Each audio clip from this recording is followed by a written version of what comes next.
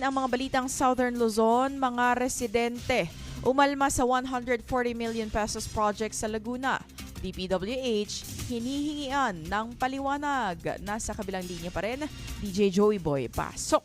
GB Balita Express. DJ Frankie, umaalma nga ang ilang motorista at residente sa ginagawang rehabilitasyon sa bahagi ng Cavinti-Caliraya Road sa Laguna dahil umano sa maayos pa nitong kondisyon bago simulan ang proyekto. Batay sa nakapaskil na project billboard, mahigit 140.4 million pesos ang inilaan para sa halos 3 kilometrong asphalt overlay ng naturang kalsada.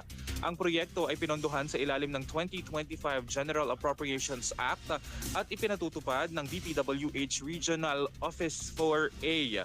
Sa mga kumakalat na video at pahayag sa social media, kinwestiyon ng mga mamamayan kung bakit isinailalim sa pagkukumpuni ang isang kalsadang hindi pa umano lubhang sira, habang may iba pang lansangan na mas nangangailangan ng agarang rehabilitasyon. Dahil dito, nananawagan ang mga residente at motorista ng mas malinaw na paliwanag mula sa DPWH hinggil sa batayan ng proyekto at sa paggamit ng pondong para rito.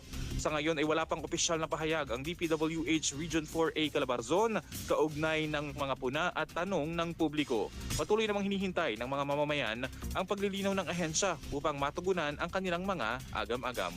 Para sa GV Balita Express, ito si DJ Joey Boy sa GV 99.9, Your Good Vibes.